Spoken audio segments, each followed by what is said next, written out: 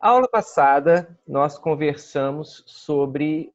A gente começou essa parte da percepção, né, onde eu dividi isso em duas aulas. Muito obviamente porque é um assunto muito vasto. Talvez porque eu tenha feito minha formação em doutorado nessa parte, né, de sistema visual, ou seja, de percepção. Então, eu tenho talvez uma visão mais disfuncional à importância do tema, né? Mas é um assunto muito vasto, realmente. Você vê que a gente levou uma aula inteira só para falar sobre sistemas sensoriais, transdução, né, e mapas corticais, mapas neurais, né, para ser mais genérico. Tem núcleos subcorticais, como a gente viu na audição, tem mapas representativos da rampa timpânica, né, ou seja, da escala timpânica, né? Mas hoje a gente vai falar basicamente do que é percepção, ou seja, exatamente dos processamentos intracerebrais. Todos eles são processos corticais, né? Que de manipulação dessa informação que entra pelos órgãos dos sentidos até ela ganhar um significado. O significado para ganhar digamos assim, a forma consciente de uma experiência, né?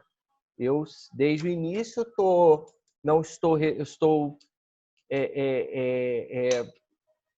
definindo, né, o complexo das nossas percepções, ou seja, daquilo que a gente absorve do mundo como experiência. Exatamente isso aí, retomando, é uma experiência que vocês têm. Seja via foto, que evoca não apenas a informação visual que tem aí, mas tudo o resto que isso carrega. Até de memórias associadas, de desejos, de emoções, né? Então, a experiência é algo complexo, como vocês estão vendo, né? Mas que, na verdade, nada mais é do que um produto, né, das perturbações físicas do mundo real que encontram o nosso corpo e, através dos órgãos sentidos, são transformados em códigos neurais. É exatamente esses códigos que a gente vai estudar hoje, né? Obviamente, aqui eu não vou ter como decodificar a imagem do cachorrinho de vocês, porque isso realmente ainda é da ordem do impossível, mas a gente vai estudar os paradigmas da formação desses códigos. Primeira pergunta que a gente pode falar, por exemplo, cada imagem, que a gente chamaria de qualia, seria o objeto dessa experiência subjetiva, que eu chamo de qualia, né? Ele é uma representação de células neurais distribuídas por todo o cérebro, né? Ou seja, eu tenho um código, ou seja, toda hora eu estou olhando aqui minha TV, eu estou vendo agora o Magic Buzz lá do Ártico, né, que está passando um clipe do Ed Vedder. Isso é um qualia. A experiência que tem um código, ou seja, existem células, grupos coletivos de células, né, que estão ativadas em todo o meu cérebro, na área visual, que está recebendo o input do Magic Buzz, da área auditiva, das minhas memórias auditivas, lembrando a música Society, que é minha predileta. Tudo isso forma um qualia, que é um código, células distribuídas pelo meu cérebro. Agora, engraçado é que a gente não tem como comparar esse qualia, o meu qualia, com o qualia de vocês. Provavelmente vai dar diferença. Obviamente, porque as nossas experiências são diferentes. Mas aí, se eu mostro para vocês a bandeira do Brasil, que também vai gerar um qualia, mas, digamos assim, na verdade, a bandeira do Brasil tem um qualia muito carregado nos dias de hoje. Vamos pegar uma coisa menos, assim, um peão. Um peão é um objeto que provavelmente vai nos evocar uma experiência perceptual talvez semelhante. Também porque peão não é da realidade da infância de ninguém aqui. Ninguém vai ter uma experiência. Isso me lembra o peão da vovó, né? Será que a representação do peão no meu cérebro é igual a de vocês? Provavelmente não. Cada cérebro desenvolve suas representações, seus códigos neurais de forma individualizada. E existe um conceito que eu não falei na aula de eletro, que é muito interessante, que é o de assinatura neural. Todo mundo aí, quem é maníaco em Star Trek, né, já viu lá o Kirk, lá, o Spock, rastreando a superfície do planeta Zord atrás da assinatura neural do Capitão Kirk. Achei o Capitão Kirk pela assinatura neural. Pum, transporta ele para dentro da nave.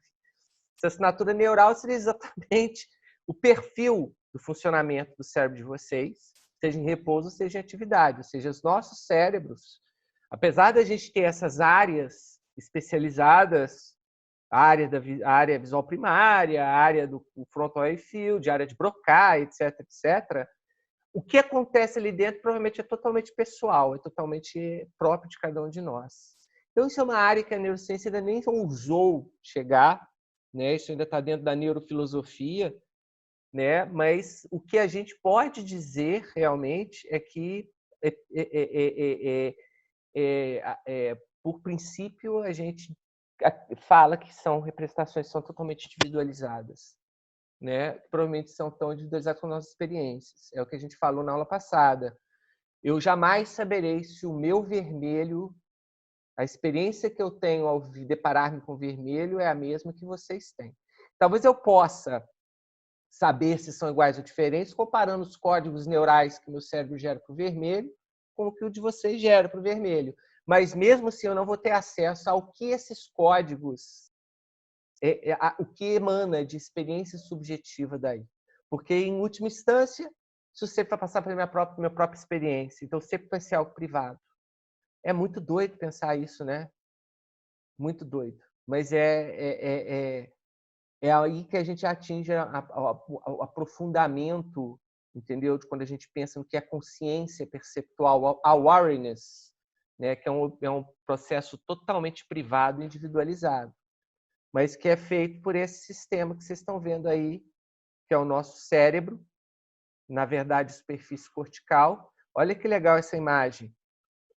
Na verdade, eu tenho aqui os 3 grandes grupos de funções primárias: audição, soma de sensação e motricidade, e visão, mostrando como que é a distribuição dessas áreas. Tudo que vocês estão vendo cinza aí são o que nós chamamos de áreas polimodais.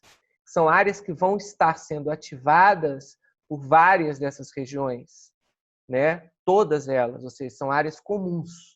Né? A gente não vai falar delas hoje, a gente vai falar das áreas azuisinhas que vocês estão vendo aí, que pegam aproximadamente a parte do córtex parietal, aqui que vocês estão vendo, né? Aqui já vai mudando de cor, ou seja, aqui já se mistura com a área somatosensorial, e a parte do lobo temporal, principalmente a parte mais inferior do lobo temporal.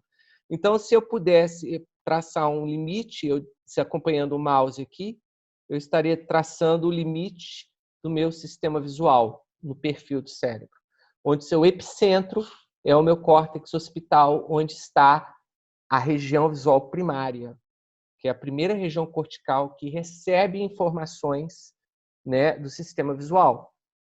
E a partir daí elas vão sendo decompostas, vão sendo processadas, né, até que surjam as experiências, percepções visuais. Quando eu falar numa percepção, cujo objeto, o nome é percepto, eu estou falando já no produto, no código neural que representa, que vai ser distribuído em áreas visuais diferentes, que representa, por exemplo, essa taça que vocês estão vendo aqui. Sim, eu estou tomando anti-inflamatório e bebi vinho.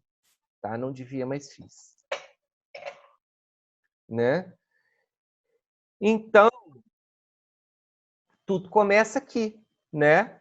Nas vias visuais, quando a informação deixa as retinas, atravessa o cérebro inteiro através das vias visuais, que começam nos nervos ópticos, né? E chegam ao córtex visual primário, que está aqui atrás. Se vocês notarem bem as retinas, né? Olha aqui, o que está em azul vai para o córtex esquerdo, o que está em vermelho vai para o córtex direito. Ou seja, ambos olhos, existe uma divisão em 2 hemisférios, direito e esquerdo, ou nasal e temporal, onde o hemisfério nasal do olho esquerdo e o hemisfério temporal do olho direito mandam informações para o mesmo córtex visual. O hemisfério nasal do olho direito e temporal do olho esquerdo manda informações para o outro córtex visual. E essa degustação, esse cruzamento de fibras da retina, né, acontece bem aqui, né, nessa parte fronto-rostral aqui do sistema, onde os 2 nervo-ópticos se juntam e formam o que a gente chama de quiasma óptico. E por aí essas fibras axonais elas já se dissolvem dentro da substância branca do cérebro até chegar no córtex occipital. O quiasma, ele fica bem aqui na frente do quiasma, fica a glândula hipófise, né? E aqui acima o hipotálamo. Por isso que muitos tumores de hipófise e hipotálamo produzem perturbações visuais, porque eles pressionam diretamente as fibras axonais que estão vindo da retina e partindo para o córtex visual primário, né? E dentro do córtex, aqui está mais ou menos representado a distorção dos campos receptores, que a gente falou na aula passada, mostrando que existe aí uma projeção convexa da imagem. A parte central do olho, né, que seria das retinas, seria as fóveas, elas vão representar mais de 50% vão estar representadas em mais de 50% da superfície do córtex, ou seja, 50% dos neurônios do córtex visual primário, eles codificam, eles processam informações que estão nos 5% centrais de cada retina, né? Obviamente, metade de cada olho. E é exatamente esse cruzamento de fibras de um olho e de outro, que vocês estão vendo aqui, por exemplo, que vai gerar aquele mapa de estrias, que a gente falou dele já, quando deu aula de neuroplasticidade, em outros lugares por aí a gente falou deles. Onde essas estrias são simples, representam o quê? As estrias brancas são células, são neurônios que estão respondendo à informação de uma retina. As estrias pretas são neurônios que estão respondendo à informação, cadê meu mouse? Está aqui, à informação da outra retina, formando assim uma sobreposição. Olha que coisa genial, onde a informação dos dois olhos é literalmente sobreposta nesse padrão estriado, né? Exatamente para poder fazer a integração binocular. Nós conseguimos enxergar em 3 dimensões, né? E nós realmente enxergamos em 3 dimensões porque nós temos 2 olhos que fazem o que se chama de estereopsia, que é processado no lobo parietal, a gente vai ver daqui a pouco, né? E além daí, o que nós temos? Nós temos isso aqui, que é essa região preta que vocês estão vendo aqui. Essa região preta é o que a gente chama de ponto cego. Isso aqui é a região da retina, esse ponto cego, ele está na retina nasal temporal. Deixa eu pensar aqui. Nasal. Está na retina nasal do olho. Não, na retina temporal, desculpe, do olho. Está no lado mais temporal da retina, né? Que é exatamente onde está o nervo óptico. Eu não tenho aqui uma figura do fundo do olho, mas vocês vão ver ali uma rodela clara. Quem já viu foto do fundo do olho, assim, onde tem a retina, uma rodela clara de onde saem os vasos, é exatamente a emergência do nervo óptico. Ali não tem fotorreceptores. Ali é uma zona cega, chamada de ponto cego, né?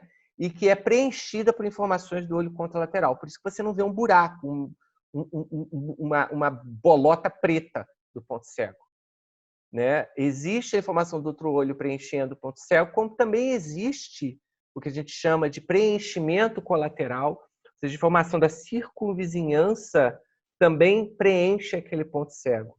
É esquisito, mas isso acontece fisiologicamente. O meu orientador de doutorado, Mário Fiorani, descobriu isso, analisando as células do córtex ocular do macaco, né? Ou seja, o ponto cego respondia quando alguma coisa era projetada sobre ele, mas ali não tinha célula para responder, ou seja, por comunicação colateral. É por isso que a gente não vê duas bolotas pretas dos pontos cegos, né? Existe toda uma ciência do ponto cego, que a gente vai fazer umas brincadeiras se der no final da aula, né? Então, uma vez que essa informação, olha aqui, isso aqui é uma figura do meu livro de fisiologia, do Fisiologia Essencial.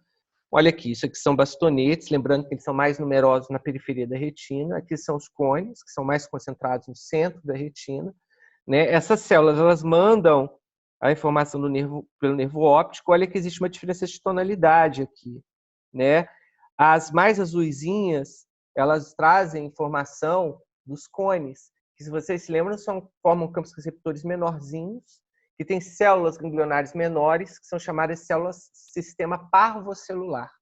Os cones, eles têm maior função deles é te dar a discriminação, a fina discriminação, né, do que é aquela imagem, ou seja, a descrição visual da imagem, né? Enquanto nas periferias, mas também no centro, nota que tem um bastonete aqui, existem os bastonetes que se conectam, formam campos receptores maiores, com células ganglionares maiores, chamadas magnocelulares, né? Então, esse sistema parvo e magnocelular, ele já nasce segregado aqui na retina, né? Magno, parvo, magno, olha aqui. E aí uma parte dessas fibras vem para o tálamo. O tálamo, se vocês se lembram bem, o pulvinar é tálamo. E aqui seria o núcleo geniculado lateral, ou seja, são dois núcleos do tálamo, onde essas fibras do sistema entram nesses dois núcleos. Se vocês lembram da nossa aula de neuroanatomia, o tálamo é a secretaria. Então, tudo só chega na diretoria cortical se passar por ali. E passa por duas secretarias. Uma secretaria chamada núcleo geniculado lateral, dorsal, que vai mandar a informação da via parvo, que é azul, e magno, que é preta, diretamente para o córtex occipital. Aqui, esse pedacinho aqui. Esse córtex occipital é a região visual primária. É o primeiro local onde a informação chega no córtex. É onde tem esse mapa topográfico do campo visual. Lembrem da que eu falei na aula passada, aquele tapete de lampadinhas, né, que vão acendendo à medida que você vai fechando os contatinhos, formando desenho de atividade celular. É isso o córtex visual.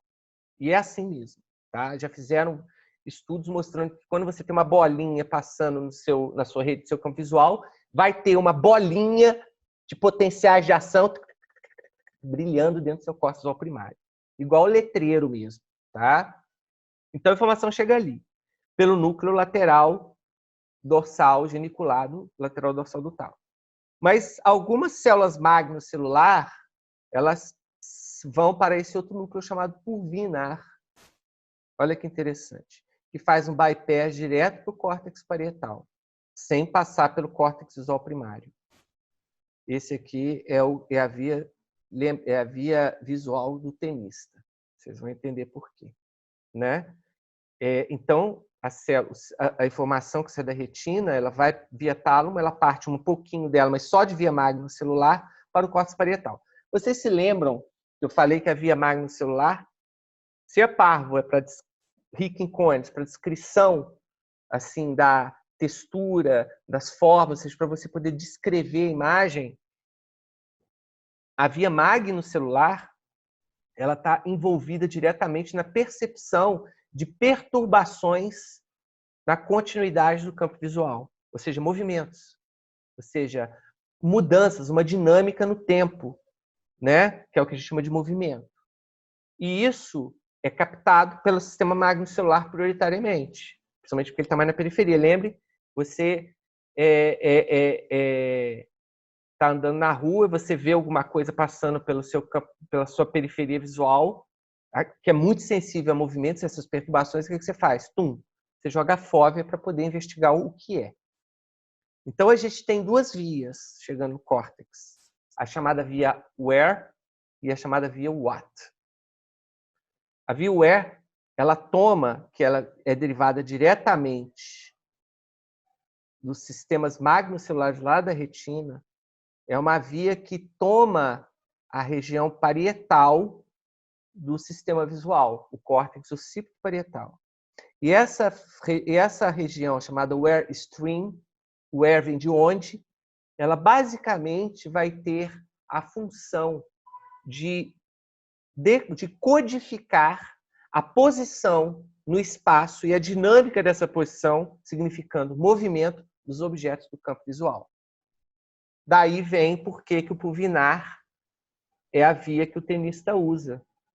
Não sei se vocês se lembram, numa aula, eu falei para vocês que o tenista ele vai bater na bolinha, ele rebate a bolinha, projeta todo o movimento motor dele, identifica a posição da bolinha, a angulação da bolinha, tudo isso de forma inconsciente. Ele vai ter consciência visual depois que ele bateu na bolinha. É exatamente por essa via magno-pulvinar aqui. Ou seja, ele está vendo, na verdade, o movimento do objeto. Ele nem está vendo o que é, ele não tem consciência visual. E ele programa o sistema, ele tem um programa motor estriato cortical, que já vai produzir uma resposta àquela bolinha. Tudo isso fazendo bypass direto para o córtex parietal. Ou seja, eu aqui já estou fazendo literalmente um atalho para o sistema que descreve movimento e posição no espaço. Né? E além dessa via what, da via where, que é a via magnocelular, a gente tem o que a gente chama de via what, de o que toma a estria, toma toda a via, o stream, né? Falei estria porque é stream, mas stream é via, toda a via ventral ou ocipitotemporal, né? Ou seja, então a informação é segregada para a região parietal ou para a minha região temporal. A que vai para a região parietal é evolutivamente mais primitiva que a que vai para a região temporal. A informação que vai para o lobo parietal, ela decodifica principalmente as modificações, as perturbações no espaço do campo visual, ou seja, movimento e posições. Enquanto que a via ventral, temporal, ela é a via onde vão estar, o que é muito mais interessante, eu sempre gostei da via ventral, da via Watt, que é onde você vai ter as células que vão codificar a identidade daquele objeto que está sendo visto, ou seja, parvo celular. Então, quando o tenista vê a bolinha, primeiro é o sistema dorsal parietal que vai responder, magnocelular. E só depois que ele vai falar, olha ali a bolinha que eu bato. Então, a via ventral, do ponto de vista da psique, poderia dizer assim, é a via mais significativa, porque é onde estão as representações das identidades, dos perceptos, e por isso é de lá que vão nascer as nossas experiências subjetivas. Né? Não existe experiência subjetiva do leste ou de cima para baixo. Experiência subjetiva do rosto da mamãe. Obviamente que é associado, se ela está vindo de cima para baixo do quinto andar, isso tem uma experiência subjetiva diferente do que ela se aproximando para te dar um beijo. Mas o que produz a experiência subjetiva não vai ser a via parietal. Vai ser a via temporal, a via celular, a via Watt. Então, inclusive, a própria consciência visual, a consciência, ou seja, o fato de existir uma informação visual agora, mesmo de olhos fechados, presente na minha imagem, presente na minha consciência, na tela da minha consciência, é relacionada à atividade das células temporais, né? Então, isso já mostra uma organização evolutiva extremamente sofisticada e extremamente bonita de como que o sistema vai organizar a interpretação da informação. Primeiramente, a primeira coisa que ele faz é separar o que é movimento e posição, ou seja, o que é topos do que é quali, né? Isso, nós não podemos esquecer que o homem, por ser um ser diuturno, né, o nosso sentido prioritário é o sentido visual, Então, ele é que vai ser o mais sofisticado que nós temos, por isso que eu estou escolhendo ele aqui para ser o representante da gente estudar o que é percepção, né? Então, aqui tem uma outra figura mostrando, olha, a informação, então, ela chega aqui o geniculário pulvinar, ela vem do tálamo, né, para a região cortical visual primária. E aqui as células da região cortical visual primária já vão dividir a informação conforme a via, se veio por Magnus, veio por Parvo, e mandar essa informação para as duas estrias, duas estrias. Só para um detalhe, aquela via do pulvinar é uma via atalho, que a gente usa para respostas sensório-motora rápida, tá? Necessita de uma cognição complexa, como a do tenista. Não é um automatismo aquilo. Aquilo é uma cognição visual motora, né? Mas as nossas informações normais, vocês estão vendo a minha mão mexer aí, né? Isso está vindo via córtex visual primário, porque você combina com a imagem da minha mão, né? A consciência do que ela é, né? Com a dinâmica do movimento espacial que ela está produzindo, né? Você vai falar, mas eu tenho consciência que sua mão se move. Sim, eu sei. Mas o que eu quero dizer assim, você só tem consciência porque você sabe que isso aqui é uma mão. Então a coisa começa no lobo temporal mesmo, tá? Então vamos lá.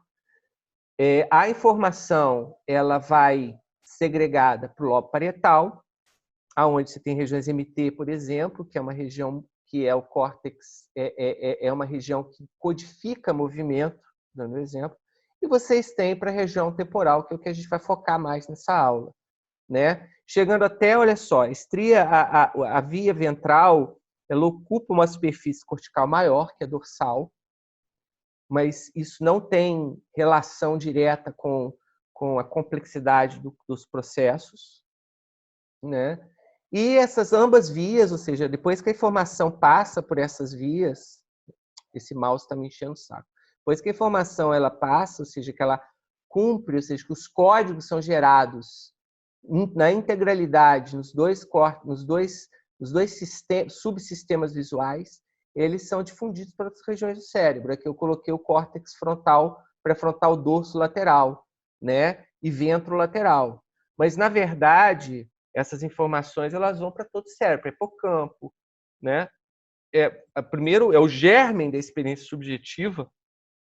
Se ela nascer de um processo visual, é o percepto visual, que é o resultado dessas duas estrias aqui, dos resultados dessas duas vias, né? Se vocês tiverem dúvida, vocês falam, tá? Vocês vão falando aí.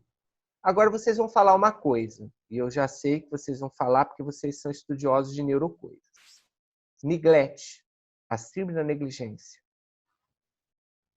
Eu falei que a consciência visual ela é temporal, sim. Mas a consciência do espaço não é temporal, é parietal. E aí a gente tem um nó, porque se eu não reconheço metade do espaço, o que está dentro dele também some da minha consciência. É o que acontece com a síndrome do neglect, que é uma lesão no lobo parietal esquerdo. Esquerdo? Tenho quase certeza. Tá? Aqui no lobo parietal esquerdo. Esquerdo. É aqui mesmo que é esquerdo. Isso aqui é uma visão especular na minha câmera. É esquerdo. Né? E quando você tem uma lesão nesse lobo parietal, não é toda lesão, mas muitas vezes eles envolvem a síndrome da negligência, onde você simplesmente ignora a existência de metade do espaço e tudo que tem dentro dele. É interessante que existe um teste famoso para isso, vocês aí da psicologia já viram isso, que é desenhar um relógio. O cara com neglect só desenha a metade do relógio, não desenha o relógio inteiro. Porque o M-mundo contralateral simplesmente não existe. Aí ele move a cabeça, por exemplo, você fala, eu estou aqui parado, ali está o corredor. Cadê o corredor da sala? Ah, não estou vendo corredor, não tem corredor nenhum aqui não. Você está sonhando? Corredor? Olha para lá. Ah, tem um corredor ali.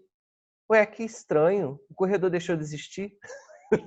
Mais ou menos assim. Às vezes eu tinha vontade de usar umas drogas loucas para ter essas experiências. Dizem que se você tem... Eu já vi gente, por exemplo, olha que interessante, isso não se faz mais, né? Isso é na época do nazismo, praticamente.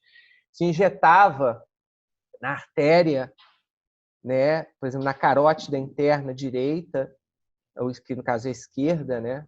Eu tenho que raciocinar ao contrário, porque isso aqui é espelho, isso aqui não é visão, né?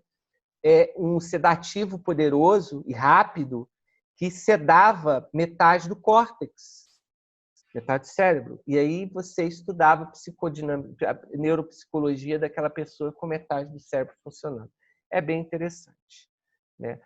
Bom, mas voltando à nossa vaca fria, né? Então a gente percebe essas informações saem das vias aqui. P-cells, olha, são pequenininhas, M-cells são gordinhas, tá vendo?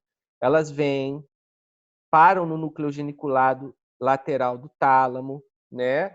Onde você as vias parvo e magnocelular, elas partem, continuam segregadas até a região V1. Essa informação ela penetra no córtex por camadas diferentes, aqui são as camadas, ó, 4, lembra lá de Brodmann, que o córtex tem camadas? Pois é, isso aqui são subcamadas da camada 4, né? Que é a camada 4C beta, C alfa, 4B, ou seja, tem pelo menos 5 subcamadas, né? Porque é onde entra todo o input visual, né? Que entra todo do córtex visual, entra das vias visuais, entram por ali. Então ali já vai sendo separado, né? O que vai depois, o que entra pela 4B, vai tudo lá para o lobo parietal para representar o que? Olha aqui, motion depth, né? Ou seja, movimento, né? E profundidade, que é o que se representa na região visual do córtex parietal posterior, até que aqui você já vai ter uma representação perceptual da situação topográfica e dinâmica de um determinado objeto que você está focando com atenção no seu campo visual, né? Isso tudo pode ser muito rápido, né? Através do bypass do pulvinar, que já entra direto aqui. Você não sabe o que você viu, mas você viu alguma coisa passando da direita para a esquerda. Aí você pula e fala, gente, é um fantasma. Da onde vocês acham que vêm as ilusões visuais? Quando você está muito ansioso, muito excitado, o seu sistema está super responsivo, você vai ver um monte de fantasmas se movendo ao seu redor. Nada mais são porque você não consegue identificar, porque não é ventral, é via dorsal. Então você interpreta. E aí tem a ilusão, e sai correndo de medo, porque é um fantasma que está atrás de você, porque você decidiu namorar no cemitério, né? Bem feito, que mandou namorar no cemitério, né? Conversa com o papai e com a mamãe e namora em casa. Então, a via ventral, você também começa a ter separações, a segregações, muito mais complexas do que da via dorsal, em alguns aspectos, onde você vai ter células que vão representar cores, elas estão centradas em estruturas quase automáticas chamadas blobs, né? Onde cores, texturas, profundidade, formas, tudo isso vai ser interpretado por essas células que estão aqui, né? Então, na verdade, o que a gente vê? Ao longo dessas setas, a gente vai vendo cada vez mais para parietal, cada vez mais para inferotemporal, as representações vão se tornando mais complexas. E a gente vai ver uma imagem disso mais para frente, né? Eu acho que vou até passar ela agora para vocês verem, que seria isso aqui. Eu imagino que isso aqui é via ventral. Olha como é que é legal, gente. As regiões mais baixas, que ele chama de baixa mais primária, responde, por exemplo, a forma geométrica simples. E à medida que a informação vai migrando dentro do córtex temporal até a ponta, você vai representando coisas mais complexas, até que lá na ponta você já vai ter representações para as nossas identidades visuais, né? Começa com risquinhos, direções, né? Orientações, passa para formas básicas, depois para formas mais complexas, associadas a cores, até que a gente chega lá no final. É literalmente um processo de decomposição e recomposição que a gente vai ver aqui na frente. E tudo isso acontece, eu já mostrei essa imagem desse artigo do PNAS de 1990, alguma coisa, né? Que aqui mapeia as regiões do sistema visual que estão coloridas aqui, ou seja, toda essa infinidade de regiões, né? Sejam que vêm, que estejam agora eu não sei o que é ventral, o que é dorsal aqui, porque está tudo esparramado, né? Ah, tá aqui a cor, tá, beleza. Tudo que é azul, né, representa a região cortical, as regiões corticais temporais, e tudo que é amarelo representa as dorsais, e tudo que é roxo representa as primárias, né? O interessante, por exemplo, V4 é uma região que tem células que respondem especificamente a cores diferentes. Mas o interessante, a coisa começa legal na região cortical primária.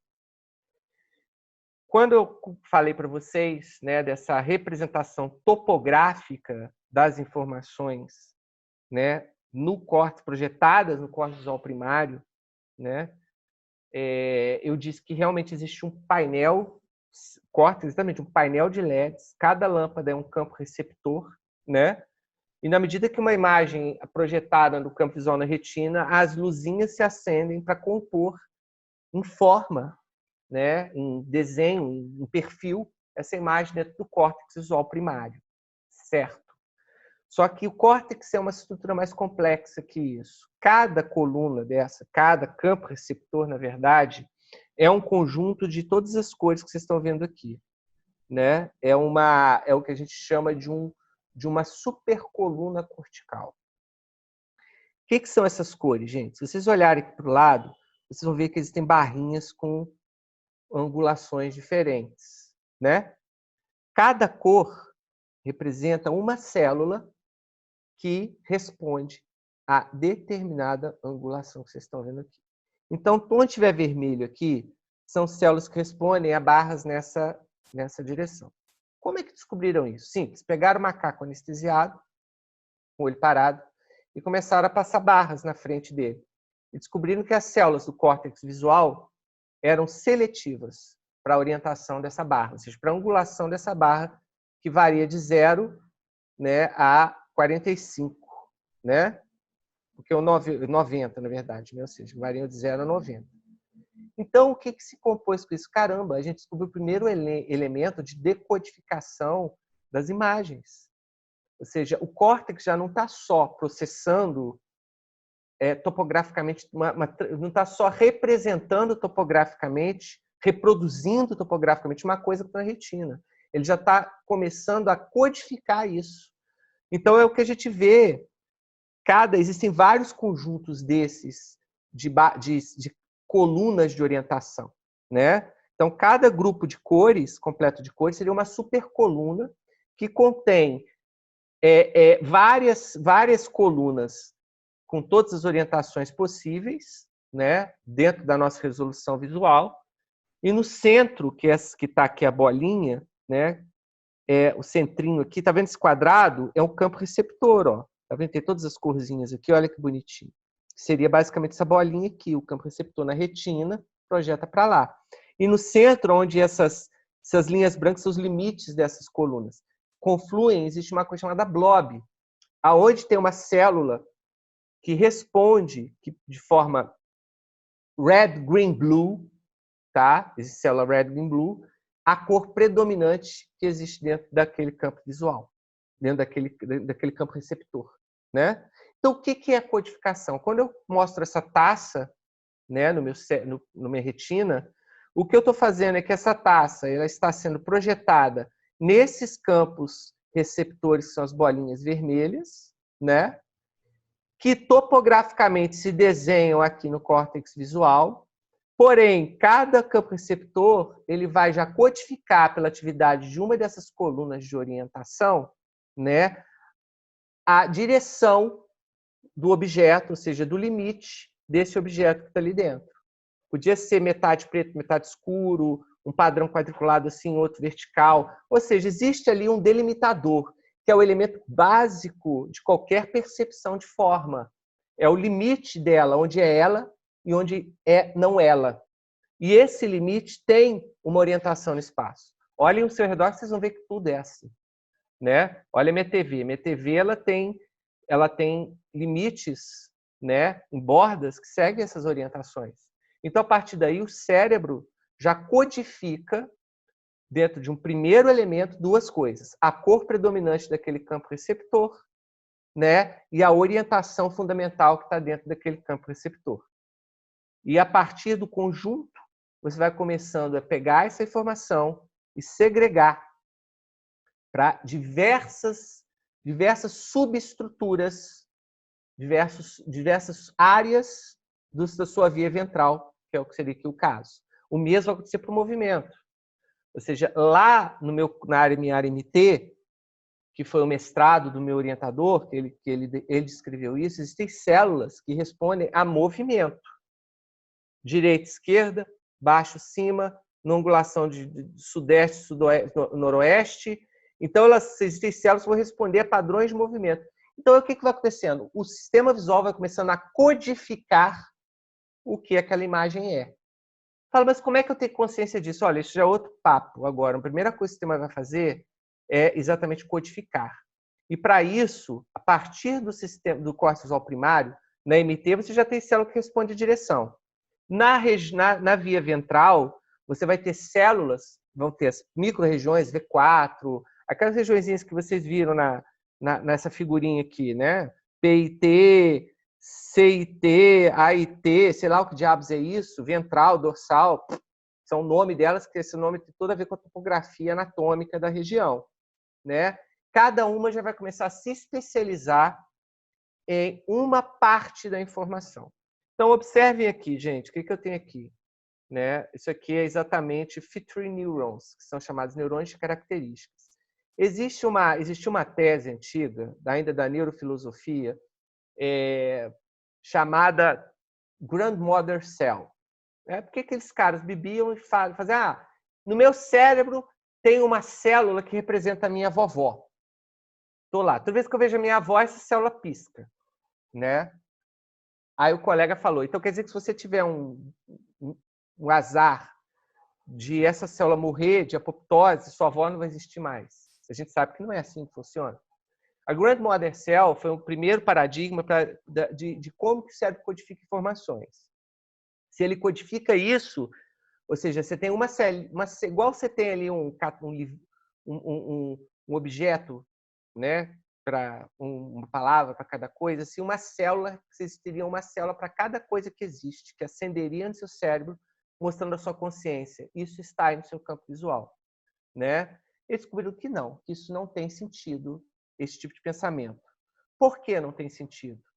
Porque, primeiramente, se teria que ter um número infinito de células, porque a gente é perfeitamente capaz de representar qualquer coisa que cai no nosso campo visual. Mesmo que ela não tenha um nome, mesmo que ela não tenha uma identidade semântica, mesmo que ela não tenha uma correlação com nenhum tipo de simbologia, se você olhar, por exemplo, um ET com 5 olhos, 4 braços, entendeu? 3 pintos, sei lá, na sua frente, aquilo vai gerar uma representação visual.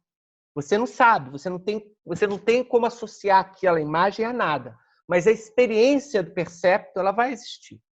Vide quadros de Pollock, vide a arte abstrata, que são coisas sem nenhum tipo de significado associativo, mas que criam representações e criam memórias. Porque você vê aqueles rabiscos de Pollock, né?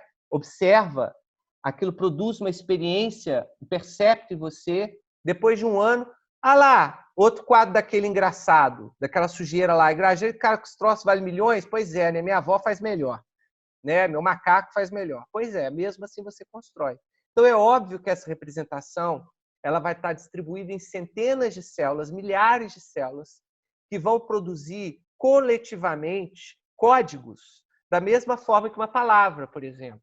Você tem 23 letras que representam todas as palavras que existem. Eu estou aqui falando igual uma matraca desde as 18h30, usando os 20 e poucos fonemas que existem na língua. Né? Se eu estiver escrevendo as 23 letras, ou 26, se eu encontrar as outras, né, que a gente não usa no português. Então, ou seja, o que acontece são isso, são códigos combinatórios dessas células formando os códigos dos nossos perceptos. E, obviamente, que coisas parecidas vão ter códigos parecidos. O que a gente vai tendo, então, o que? Uma dimensionalidade que permite classificação e também generalização. Isso aqui, eu preciso falar que é uma vovó? Você conhece essa pessoa? Você sabe quem ela é? Mas é velha, usa óculos, tem cabelo de velho, roupa de velho, logo é vovó. Fiz uma generalização. Obviamente, no meu córtex, onde estão as representações das vovós, né, essa não é igual a nenhuma, mas se parece com todas. Isso é generalização. Agora, se eu colocar essa imagem da vovó, né, do lado de um Fusca, a representação do Fusca é totalmente diferente da vovó. A gente vai falar isso daqui a pouco, mas já estou adiantando para vocês entenderem. Então, olha só, isso aqui é o campo visual, né? Como é que funciona essa dinâmica? Se a gente pesar, isso eu não falei aqui, mas existe, se eu pudesse observar o seu olho, existe isso com uma câmera chamada eye tracking, eu consigo observar, vocês, a primeira coisa que vocês vão ver que seu olho, os olhos de vocês jamais estão parados. Mesmo quando vocês não estão focando em um objeto, por exemplo, vocês agora estão todo mundo olhando aqui para a cara desse moleque no quadro. Mesmo assim, os seus olhos vão estar produzindo micromovimentos, chamados microsacadas. Então, quando você olha o rosto de uma pessoa, depois vocês observem isso, procurem na internet eye tracking, né? Eye de olho, Y, tracking. Vocês vão ver, isso é pesquisa, muita gente faz pesquisa séria com isso, que quando eu olho para o rosto de uma pessoa, meu olho ele viaja, né, por pontos específicos do meu rosto que vão juntos formar a imagem. Ou seja, eu quando olho para alguma coisa, é errado eu pensar que aquela informação está vindo toda em paralelo de uma vez só. Esse eye tracking faz com que a informação ela entre de forma serial dentro do meu cérebro, né? Então, por exemplo, num campo visual com 3 objetos, jamais esses 3 objetos vão estar na minha consciência ao mesmo tempo. Nem que seja por fração de segundo, a minha consciência vai itinerar, né, à medida que eu foque meu olho em cada um desses objetos. Vocês podem fazer isso agora. Olha esses 3 objetos. Vocês conseguem ter consciência dos 3 ao mesmo tempo? Não. Vocês pensam que sim, mas não tem. Vocês cada hora vão ter consciência no triângulo, na quadradinha ou na bolinha azul, né? Então, ou seja, você consegue já começar a segregar informação no campo visual assim. Então, vamos pegar aqui qualquer um desses objetos. Essas informações, apesar disso, no tempo, elas vão ser integradas dentro de um segundo, né, para o processo de memória. Vocês vão integrar essas 3 informações num único contexto, num único cenário, mas é exatamente o que vocês estão fazendo. Vocês estão catando a informação de cada vez para montar um troço maior. Existe até um conhecimento dessa janela de integração, que a gente chama que é de 50 milissegundos esse tempo. Então, a gente, de fato, vê o mundo de 50 em 50 milissegundos, tá? Por isso que vocês vão no cinema e conseguem, com 24 quadros por segundo, ter a perfeita impressão da dinâmica do movimento. Porque é essa a janela temporal de integração. Então, a cada 50, dentro desses 50 milissegundos, o meu olho está rastreando aquela cena, para depois passar para a próxima, para a próxima, para a próxima. E dentro do meu cérebro ele vai montando. Primeiro ele monta cada cena, e depois ele monta a sequência de cenas. Então, eu estou 50 milissegundos no passado, inclusive, tá? Sempre. Por causa dessa janela de percepção, integração. Então, cada uma dessas imagens, né, que vai ser percebida uma por vez, mas elas juntas vão ser segregadas em regiões, a partir das regiões visuais primárias, em áreas cerebrais, que vão codificar com células as características dessas três imagens. Mas como é que elas não se misturam? Por exemplo, como é que, assim, que é a região de cor?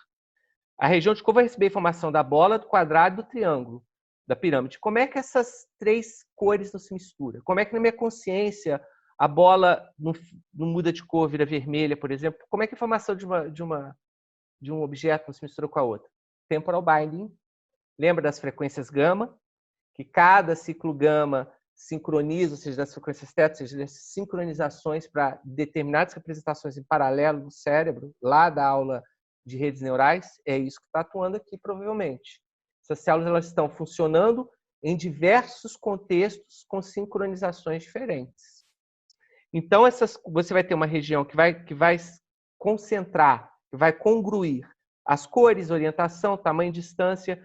Aqui, por exemplo, eu tenho aqui um gráfico que mostra a seletividade de cor. Quanto maior, isso aqui seria uma célula, né? Quanto maior a bolinha, significa com maior intensidade aquela célula responde a essa determinada tonalidade de cor. Né? Então, a gente pode falar que essa célula é específica para cores que puxam para o vermelho, do rosa para o vermelho, chegando ao laranjado. Né? E isso vai se tornando uma composição complexa. Essas células diferentes vão disparando e a média de atividade delas, entre aspas, provavelmente é o que se corresponde a uma cor complexa. Já não é mais red, green, blue. Já são células que já vão responder a pedaços da paleta de cor, com intensidades variáveis. Mas juntas, elas vão congruir provavelmente para uma tonalidade muito específica entre as 16 milhões de tonalidades que o sistema visual humano é capaz de codificar. Então, são 16 milhões de tonalidades. Para eu representar essas 16 milhões de tonalidades, eu preciso de muitas células? De repente, nem tantos. Porque 16 milhões seria uma potência, uma análise combinatória. Talvez com 50 células, 60 células, cada uma respondendo a um pedaço da paleta de cores, a atividade delas todas em intensidades diferentes, eu consigo representar, codificar 16 milhões de perceptos de cor. Né? Aqui do lado, olha que interessante, shape selectivity, células que respondem a formas, né? Olha só, cara, eu fico imaginando um cientista descobrindo, devia ser muito louco você achar a célula que responde por bolinhas, mas não responde por cruzinhas, né? Mais uma vez, isso não é absoluto tudo ou nada. Isso é um espectro de resposta. Por quê? Porque eu posso não ter uma bola, eu posso ter uma elipse. Aí, de repente, a célula que representa a bola no seu máximo, combinado com a célula que representa esse traço aqui no seu máximo, pode resultar no código de uma elipse. Então, essas células elas vão ser seletivas, mas mesmo assim elas vão estar funcionando de forma integrada umas às outras para formar representações mais complexas, né?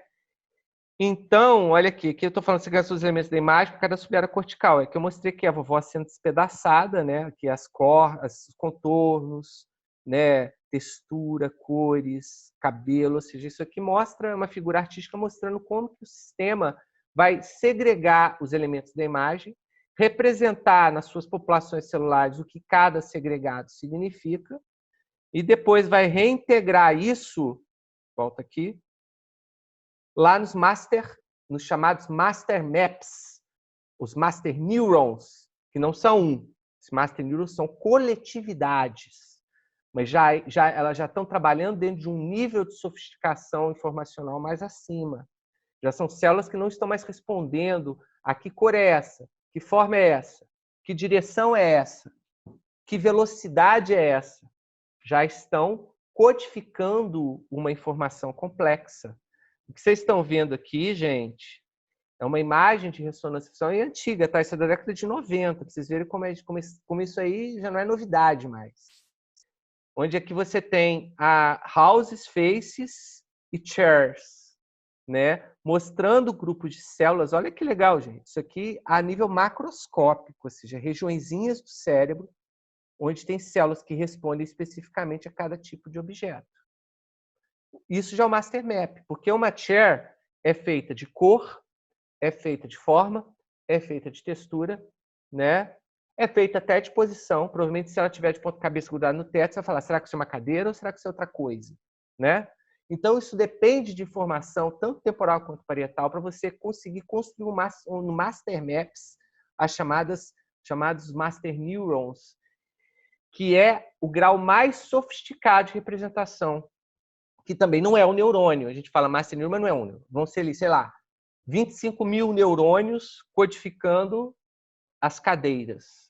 Mas esses neurônios já são, olha só, uma confluência da recomposição dos feature maps, né?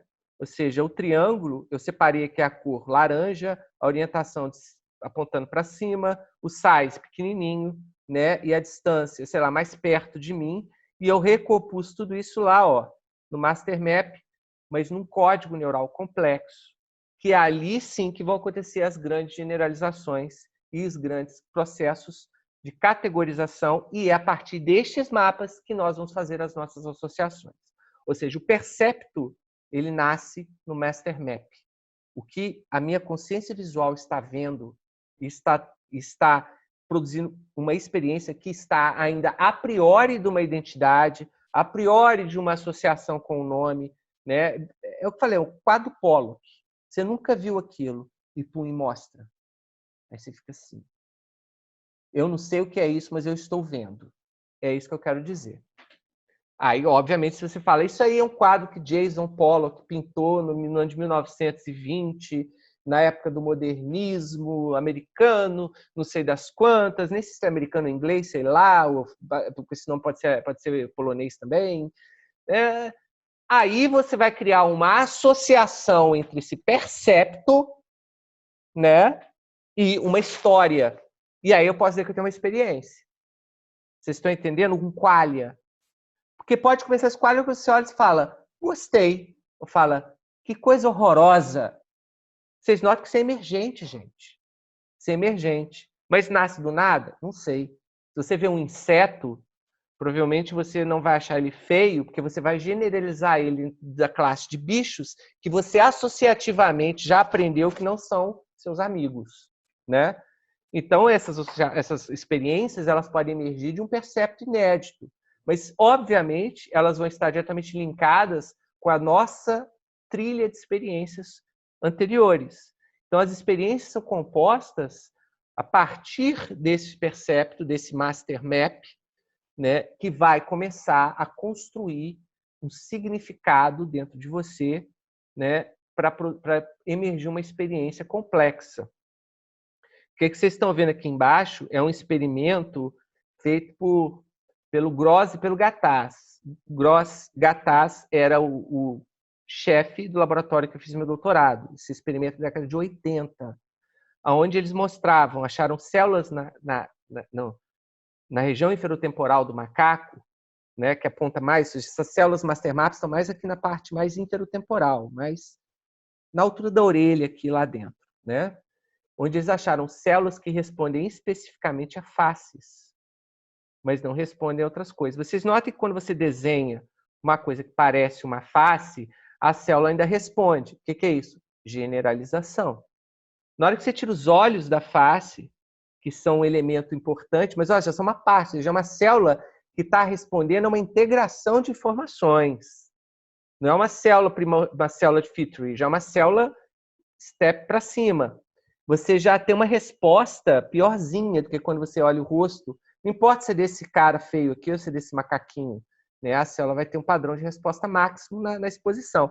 Aí você mostra um quadro Pollock, Por exemplo, Pollock deve estar lá atrás, ele está ainda nos feature maps, porque você não tem nem forma ali, né? Então você nem generaliza, nem consegue encaixar aqui em lugar nenhum das suas experiências. Aliás, o objetivo do Pollock era esse mesmo. Se vocês pegarem a arte surrealista, abstrata, vão ver que o objetivo dessa arte é recuperar as experiências primordiais, que estão ainda nos feature maps. Não existe ainda um master map para aquele tipo de experiência. Ele está sendo criado nesse momento, ele é inédito na sua vida. Olha que louco. E a gente achando que aquilo é só sujeira, né? Os caras lá na década de 20 já tinham conhecimento de neurocognição. Neurocognição é bobagem. Já tinham um conhecimento de cognição, né? Para poder criar arte em cima de como você funciona. Foda isso. Muito foda. Tira o chapéu para esses caras. Mas existem ainda, nessa região inferotemporal, na ponta do lobo temporal, células já master maps para as pessoas que você conhece, né? Existe uma síndrome rara e muito gozada chamada prosopagnosia. Não sei se vocês já viram, fizeram até um filme com aquela Uma Thurman. Ela fez uma moça que ela teve prosopagnosia depois de um acidente de carro e uma isquemia cerebral. Essa é a região onde estão as células que codificam as identidades faciais. Elas, quando você perde essa célula, você não consegue mais reconhecer as pessoas pela face. Pessoas que você conhece, inclusive da sua história, você não reconhece mais. O que mostra que as memórias, elas coexistem dentro desse sistema de processamento. Elas estão ali dentro. É a plasticidade dessas conexões que vai fazer o que nós chamamos de memórias.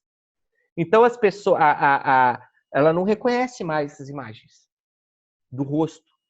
Né? Então, a pessoa que tem prosopagnosia passa muito mico, porque ela está conversando com alguém e fala, quem que é essa pessoa? Aí, geralmente, quando a pessoa fala, ela reconhece pela voz, ela reconhece pela gravata. Inclusive, nesse filme mostra uma cena muito louca que o marido ele não compreendia a prosopagnosia e a mulher estava passando saia justa porque ela não conseguia reconhecer o rosto dele. Aí eles foram jantar. E tinha um cara que que fazia o mesmo movimento com a mão na gravata que o marido. Ela sentou na mesa e começou a falar com o marido dela. E o marido estava na mesa do lado. Imagina só que loucura, né? Então, é um quadro raro, mas mostra como existem populações de células extremamente sofisticadas que vão codificar as identidades visuais. Obviamente que não é uma grande mother cell, não tem a célula marido.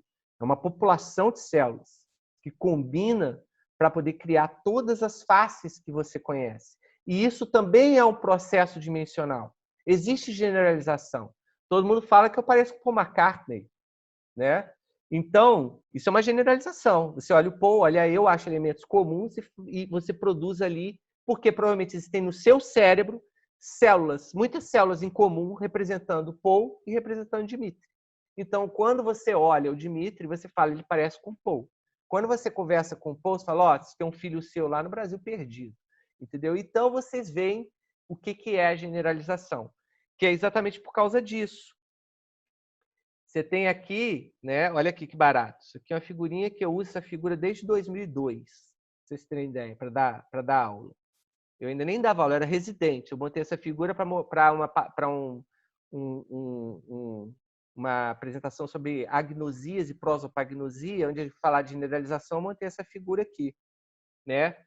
Carros, loiras, né? E pessoas, mulheres, loira de olhos azuis, loira de olhos verdes, morena de olhos castanhos. Vocês notem que existe uma semelhança, todas são representações únicas, mas são similares entre si. E essa similaridade, ela é paulatinamente menor quanto mais diferente, mais discrepantes forem os objetos do mundo físico, como os carros que a gente está vendo aqui. Agora, você pega a representação de um carro de uma pessoa, você vai ver que ela é completamente diferente, né? Mas provavelmente ainda vai ser generalizável na hora que eu ver uma coisa mais esquisita, mais discrepante, mais distante de tudo isso. Eu não posso comparar uma loira de olhos azuis com Arnold Schwarzenegger. Posso, se eu fizer separar o grupo seres humanos de gafanhotos, né? Então, a generalização é um processo em casca de cebola. Tudo isso é complexidade, né? Daí que vem nossas próprias ideias da complexidade, né? Onde você tem redes que cada vez se encapsulam de forma mais e mais abrangente, formando conjuntos de informações mais generalizáveis. Aqui eu mostrei exatamente nisso aqui a representação daquela figura. Os feature maps, você tem a imagem aqui da menininha, vai lá para ver o IV2 projetada, né? Eles decompõem essas imagens, né? Em cada uma desses quadradinhos aqui vão formar esses feature maps e depois vão formar os master maps, que na verdade seria de uma mesma figura, né? Você poderia colocar aqui, sei lá, uma menina com um cachorrinho, né? Formando dois grupos de feature maps, né? Que vão se segregar e se concentrar formando dois master maps lá em cima, que é a representação cachorro e menininha, né? Então, isso só acontece porque nossas células, elas são sistemas onde elas representam de modo distribuído as informações dentro do córtex, né? dentro do cérebro, né? Não é uma célula só que representa cada elemento, são combinações de células, o que explica para a gente a nossa capacidade de generalizar e de construir categorias, né? E isso é o que a gente faz na nossa percepção. A ciência é isso. A ciência é construir categorias e sistematizar informações. Construindo categorias, né, conforme similaridades, onde você consegue generalizar. Ou seja, isso aqui se parece com o que está aqui na categoria A. Então, vai lá. Você é um gafanhoto. Se você olhar o que é a taxonomia das espécies, é isso. Então, todos os nossos processos de experiências perceptuais, elas seguem esses princípios de generalização e categorização, né, baseados na nossa representação desses mapas coletivos distribuídos e segregados, onde essas células são integradas umas às outras. As células do cachorro, as células da menina, as células do carro, são integradas através de sincronização de frequência de disparo.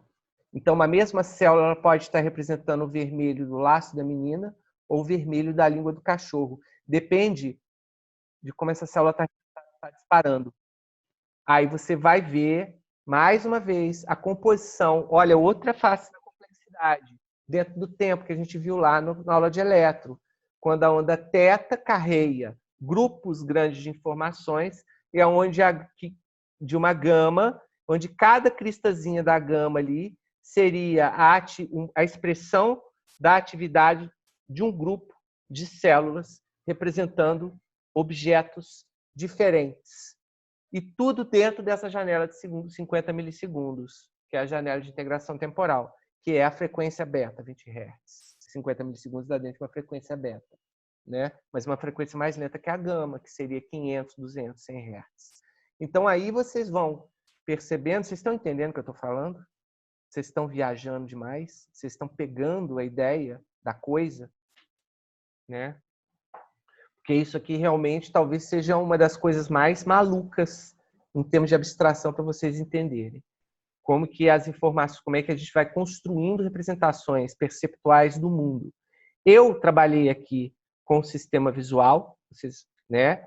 Mas esse princípio ele vai acontecer para os outros sistemas sensoriais. Soma sensorial, você também tem regiões para detectar textura, detectar borda.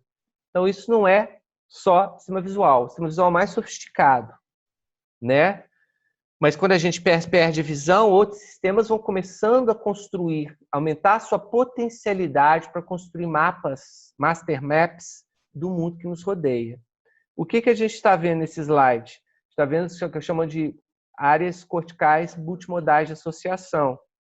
Todas as informações visuais, auditivas, sonosensitivas, elas vão se concentrar nessa faixa aqui, né, do córtex, tanto parietal quanto do temporal do córtex temporal de córtex de associação temporal.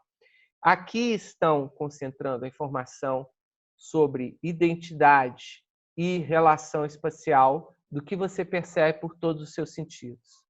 Se vocês estão ouvindo minha voz, vendo a minha cara, dentro de uma determinadamente posicionada dentro da tela de vocês, né, a experiência subjetiva do Dimitri, ela emerge enquanto uma coisa multimodal, não só visual, não só motor, não só auditiva, né, dentro desses cortes multimodais de associação, que se conectam diretamente com duas estruturas, né? tanto o giro cingulado anterior, que seria, não anterior, na verdade, o médio anterior, que seria uma porta de entrada via córtex pré-frontal ventrolateral para o sistema frontal, ou seja, para fazer as primeiras associações, experiências, produções, comportamentos, e para a região parahipocampal, que é onde está o nosso hipocampo, que é a nossa biblioteca de cognições. Eu não nem digo biblioteca de memórias, é biblioteca de cognições. Tudo que está nesse momento acontecendo na minha vida mental, em termos de experiência aqui agora, meu hipocampo está, de certa forma, organizando. Por isso que isso se manifesta epifenomenicamente como uma memória a curto prazo. Mas, na verdade, é a vivência consciente da ordem cognitiva atual que é produzida pelo hipocampo e ela é vinculada a outras regiões do cérebro através das frequências θ, né? Isso é o que se especula, pelo menos, que é a frequência de saída do hipocampo. O hipocampo bombardeia todo o resto do neocórtex com informações que ele está, de alguma forma, gerenciando as experiências, utilizando frequência θ. E quando a gente falar de hipocampo na próxima aula, que é a aula de memória, que é uma aula linda, né? Quando a gente vai falar de hipocampo, eu vou focar bem exatamente nesse papel que atravessa a filogênese do sistema nervoso. O hipocampo talvez seja a estrutura cortical mais antiga, né, que existe. E ela assume, em animais filogeneticamente inferiores, funções, né, que, a princípio, já estão distribuídas nessas regiões do nosso cérebro, né, como, por exemplo, o próprio posicionamento visoespacial no camundongo, por exemplo, é feito pelo hipocampo. Mas, na verdade, o hipocampo tem representações de todo esse universo dentro dele, né? Isso é muito legal. O hipocampo é uma área, pelo menos já foi uma área muito estudada, porque o hipocampo, ele, de certa forma, é isso, é o organizador das cognições, né? Que vai pegar essas cognições, essas experiências, organizar, né? E vai conversar com o seu córtex, o seu lobo frontal, né? Para produzir, né?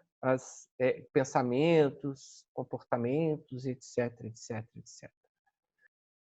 Bom, quando você vê uma luz piscando na sua frente, escuta a campainha tocando, ou pensa sei lá, na avó de vocês, isso é o que eu chamaria dentro da fisiologia de evento discreto. Ou seja, é um evento que tem ele é delimitado no tempo, né? Ele começa e termina. E esse tipo de evento, seja a luz que pisca, seja a campainha que toca, seja pensamento na sua vovozinha, né? Seja, sei lá, a fome que você está produzindo através do seu hipotálamo, sensação de fome.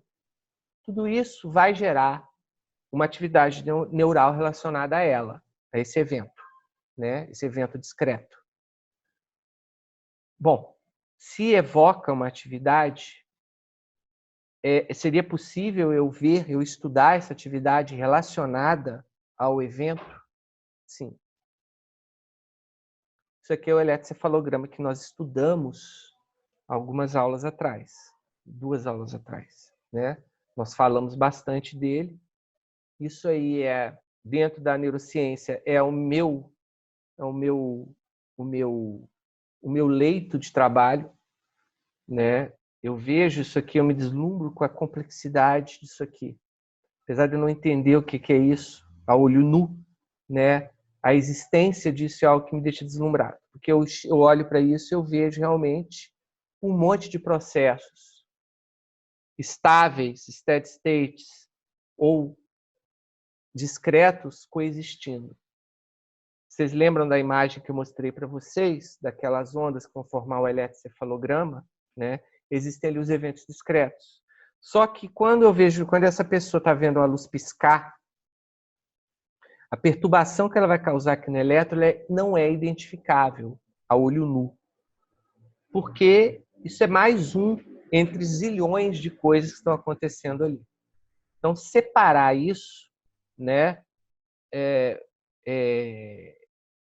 foi um desafio por muito tempo, mas se conseguiu descobrir uma forma de fazer essa separação, né?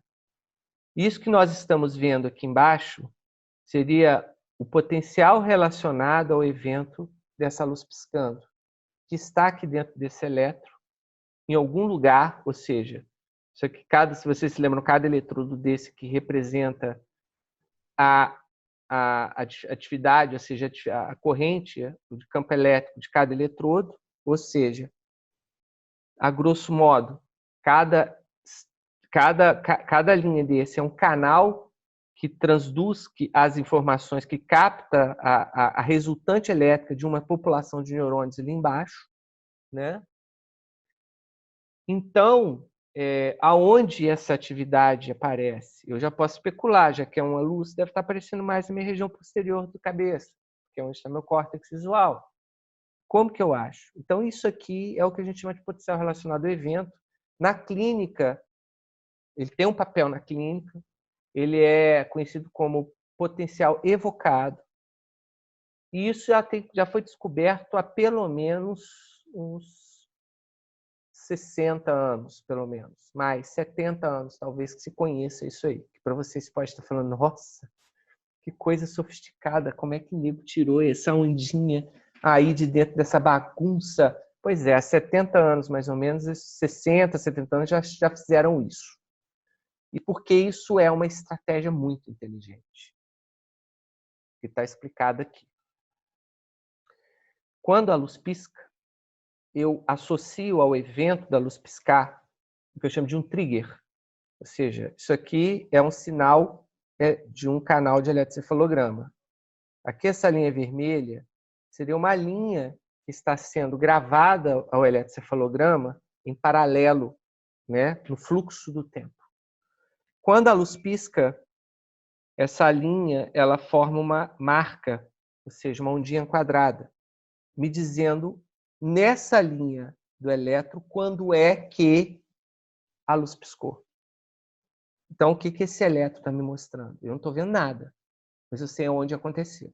Então, eu já sei onde procurar. Eu tenho que procurar, provavelmente, em algum momento, a partir deste aqui, que é quando a luz acendeu e apagou. Então, provavelmente, o potencial elétrico relacionado ao evento discreto da luz piscar vai estar daqui para frente. Eu posso especular que não vai estar no ano que vem, porque a minha percepção é quase instantânea. Então, tendo uma visão, né, eu posso dizer que talvez esteja dentro do próximo segundo após a luz piscar. Então, o que eu faço?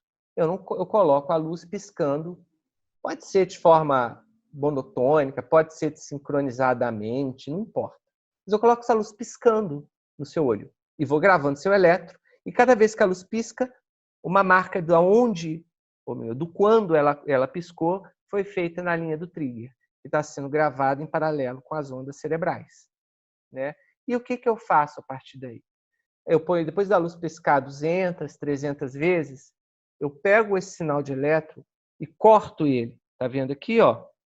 Eu corto os pedacinhos do elétron alinhados com o trigger. Então, eu sobreponho todos os triggers e corto o elétron. E o que eu faço a partir daí? A soma aritmética desses pedacinhos. Baseados na aritmética básica de Fundamental 1, né?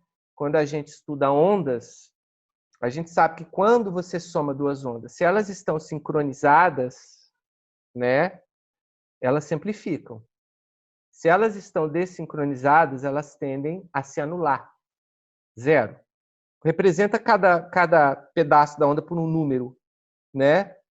Sendo que o zero está aqui de mais 1 a menos 1. Né? Quando você somar esses dois vetores, o resultado é zero. Quando você somar esses dois vetores, o resultado é o dobro deles, porque eles estão sincronizados. Então, o que a gente faz? A gente pega esse elétron e corta ele nas épocas, que é exatamente um trecho de sinal que começa um pouco antes e vai até um tempo arbitrário depois, e soma esses pedacinhos estando alinhados com o trigger do estímulo. E uma onda resultante aparece. Por quê? Porque tudo que estiver sincronizado com o trigger, ou seja, o sinal elétrico da lâmpada piscando, ele vai estar ali. sempre tanto tempo depois do trigger. Então, ele vai, em todos os pedaços, ele vai estar sincronizado. Vai ser essa soma aqui. O resto, a vovó que eu estou pensando, a coceira da perna, o cheirinho do frango que está me esperando lá na cozinha, tudo isso não está sincronizado com o trigger. Então, tudo isso vai ser uma onda não sincronizada, então a tendência é a soma dela dar zero. Isso eu posso fazer para vocês. A gente pode falar que a base do elétron é não linear exatamente por isso. Se eu pegar um elétron e cortar um sinal desse que vocês estão vendo aqui em 100 pedaços e somar, o resultado vai ser algo próximo a zero, porque são ondas não sincronizadas, então elas vão tender a se anular, né? Na soma entre negativos e positivos aí. Lembra que existe positivo e negativo, né? Mas se tiver alguma coisa sincronizada aí, ela vai aparecer, né? É o que acontece com o potencial avocado. Então, quando se descobriu o potencial avocado, né, se descobriu literalmente, né, uma janela para a atividade cerebral relacionada com os elementos da nossa cognição. Percepção de cores, né? Respostas motoras. É só sincronizar o elétron com um evento motor, por exemplo. Que a gente chama de potencial de prontidão, ansiedade, expectativa, entendeu? Atenção, resposta à novidade. Tudo isso existem potenciais que eu posso estudar através dessa tecnologia no cérebro. E esse é o meu objeto de estudo original. Não é o principal, porque hoje eu faço um pouco de tudo, eu sou um generalista. Mas, originalmente, o meu trabalho, desde a minha graduação, eu trabalho com potenciais evocados, com fisiologia de eventos, ou seja, potenciais relacionados a eventos. Agora, o interessante é que, obviamente, isso começou sendo descoberto com uma curiosidade científica, acadêmica, e acabou, obviamente, sendo abraçado pela clínica, né? E toda uma geração da neurofisiologia, digo mais, toda uma geração da neurologia e da neurocirurgia se baseou nesses potenciais, na análise desses potenciais evocados. Obviamente, né? Por exemplo, isso aqui são padrões normais de potenciais evocados. Né? Isso aqui, por exemplo, são potenciais evocados visuais. Né? Há 3 tipos de estimulação diferentes. Por exemplo, isso aqui é uma estimulação on-off, um flash. Eu vou gerar esse perfil de respostas. Isso aqui vai ser um padrão pattern on-off, ou seja, não é mais um flash, mas é uma tela cinza, onde de vez em quando aparece um padrão quadricular de soma. E soma, vocês veem um outro padrão de respostas. E aqui que é o mais utilizado na clínica, que é o padrão reverso, que é simplesmente um tabuleiro de xadrez onde os quadrados pretos e brancos invertem, formando uma oscilação contínua, que forma esse padrão de ondas que é o mais aplicado. E são padrões. De todas as pessoas, elas vão ter um padrão de resposta cortical a esse tipo específico de evento mais ou menos igual. Vocês vão ter um padrão de resposta. Se eu fizer isso numa população, eu vou descobrir, por exemplo, que essas amplitudes, ou seja, que primeiramente que o perfil, né, wave shape, é mais ou menos o mesmo. Sempre vai começar com uma pequena negatividade, uma positividade, outra negatividade, depois uma positividade maior, uma negatividade maior e outra positividade maior. E aí, ao longo do tempo. Os primeiros 200 milissegundos então vão ser sequência de diversas ondas de ativação desses neurônios que estão aqui gravados aonde? No meu ponto occipital mediano, meu CZ. Isso aqui é uma resposta a priori que está emergindo do córtex visual primário. São diferentes porque os estímulos são diferentes, né? A correlação disso com a biologia, com a neurobiologia dessas atividades é uma coisa que está em constante estudo. Mas provavelmente essas ondas são resultantes não só da atividade emergente do córtex, mas sim da atividade já top-down, né, de feedback para o próprio córtex visual, né? Então, essa onda P100, que é a onda mais estudada, a gente tem esses 3 elementos, N75, P100 e N175. Se dá nome a essas ondas, porque a gente sabe qual é a sequência que deve aparecer, né? E esses nomes, geralmente, podem ser N, se for negativa, P positiva, 1, 2, 3 na ordem, Então, se você fala em N3 do padrão on-off de luminância em flash, eu já sei que é esse pedaço aqui que você está falando. Ou, no caso mais clássico, que é esse aqui, que foi o primeiro e mais original, mais difundido e abrangentemente usado, que é o chamado padrão reverso, a gente tem 3 ondas clássicas, a N75, a P100 e a N135. Cada uma dessas ondas ela é considerada como um padrão de resposta do córtex visual. Tá? Isso tudo sai do córtex visual primário. Essa N75 provavelmente é a primeira resposta cortical, quando a informação chega. E a 100 e 105 já são respostas ressonantes, ou seja, são reativações daquele grupo de células, provavelmente por resposta de outras áreas que já estão fazendo feedback, se comunicando com o córtex visual, né? Provavelmente até ondas que produzem aquela modulação atencional, que a gente vai falar de atenção ainda no córtex visual. Então essas ondas, esses padrões de ondas, né? Eu vou aqui dar mais um viés para a clínica desse pedaço da aula. Eles foram sendo apurados entre seres humanos. Sabe-se que eles variam conforme as relações de estímulo, né? Mas eles também têm algumas características. Se os estímulos forem bem padronizados, ou seja, a intensidade luminosa desses estímulos, o tamanho desses quadradinhos, a gente consegue padronizar bem essa resposta no ser humano típico, né? E a gente tem uma latência de resposta, a amplitude varia muito, por várias razões, até o sebo do cabelo. Mas a latência, o tempo onde cada atividade dessa aparece é bem rígido. Então, a P100 ela vai de 95 a 105 milissegundos após o estímulo. Então, e ela sempre tem que ter essa forma bonitinha aqui, bem moduladinha, né? Então, eu posso usar isso como parâmetro. Parâmetro para quê? Para problemas no sistema nervoso. Então, digamos, uma doença como esclerose múltipla, que começa a alterar a mielinização, né, dos axônios que levam a resposta da retina para o córtex, que vai produzir padrões alterados. Isso aqui, por exemplo, foi feito no meu laboratório. Isso já é antigo, já tem uns 5 anos que eu fiz ou mais, que eu fiz esses elementos aqui. Isso aqui é o potencial visual desse padrão reverso numa pessoa típica, mostrando aqui cada cor dessa, aqui porque tinha o nome do ser humano. Cada cor dessa é a estimulação de uma das retinas. Lembra que eu falei que a retina nasal, a retina temporal do meu olho direito manda para o córtex direito. A retina nasal do olho esquerdo também manda para o córtex direito. E assim também para o esquerdo. Então eu consigo mapear os quadrantes, ou seja, a atividade estimulando cada hemiretina. É muito simples. Você manda o cara focar o olho, você cria aqui uma bolinha vermelha aqui, pede para o cara focar com o olho de cada vez, a bolinha ou aqui, e você está estimulando uma hemiretina, né, por projeção. E você consegue os sinais neurais dos estímulos no córtex, a resposta cortical para o estímulo de cada hemiretina. Né? E o que eu estou vendo aqui? Eu estou vendo aqui um mapa de amplitudes. Cada linha cinza dessa aqui é um trecho cinza, porque o cinza está representando amplitude.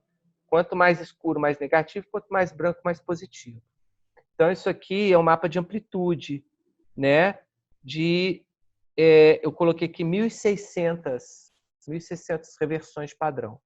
Então, cortei o elétron em 1.600 pedacinhos, né? Aqui, o 0 é o momento onde houve a reversão. Vocês estão vendo aqui uma faixa branca, que é no eletroencefalograma, mostrando em cada, aqui não codificando como uma onda, mas como padrão de cinza, quanto mais claro, mais positivo, quanto mais escuro, mais negativo, né? Mostrando aqui a faixa, né, da positividade em 100 milissegundos, que seria a onda P100. Então, isso aqui é um exame clássico, né, até bem mais sofisticado que se faz na prática, né? E aqui o que a gente vê? A gente vê aqui de um paciente, né? É um garoto, isso foi em 2014, olha só, faz tempo para 6 anos, né? Esse aqui é um garoto que tinha esclerose múltipla e tinha tido uma lesão na retina temporal do olho esquerdo dele, né? Que é exatamente essa linha vermelha aqui. secundário à neurite óptica, né? Um garoto de 10 anos. 10 ele já deve estar com 18 agora, 17, né? Mas isso aqui mostrando a sensibilidade do exame, por exemplo, a uma lesão focal, que poderia ser, por exemplo, se eu tivesse um tumor de quiasma óptico, tumor de hipófise, desculpa, que pressiona o quiasma, por dentro do quiasma estão vindo as fibras das retinas nasais. Eu teria alteração de 2 ondas nasais, ou seja, das retinas dos hemicampos nasais de 2 olhos. Então, eu posso dizer, eu estou tendo topograficamente um problema ali no quiasma óptico, né?